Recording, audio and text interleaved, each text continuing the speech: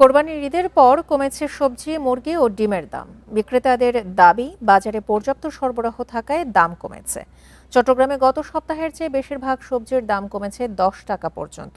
কেজিতে ৩০ টাকা কমে এখন দেশি মুরগি বিক্রি হচ্ছে ৭০০ টাকায়, ৪০০ টাকার সোনালী মুরগি বিক্রি হচ্ছে ৩৫০ টাকায় এবং ১০ টাকা কমে ব্রয়লার মুরগি বিক্রি হচ্ছে ১৭০ টাকায়। কমেছে ডিমের দামও। রাজশাহীর কাঁচা বাজারে কমেছে সব ধরনের সবজির দাম, তবে ঊর্ধ্বমুখী আদার বাজার। খুলনার বাজারে গত সপ্তাহের চেয়ে সবজির দাম কেজিতে ৫ টাকা থেকে ১০ টাকা পর্যন্ত কমেছে। বরিশালে কেজিতে ২০ টাকা কমেছে ব্রয়লার মুরগির দাম।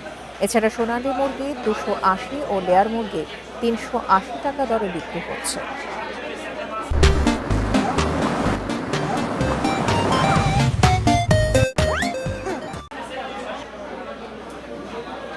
এভরিথিং সব কমই আছে। আলুর বাজারটা একটু বেশি মনে হচ্ছে, সেটা হলো ২৬ টাকা থেকে ২২ টাকা পর্যন্ত।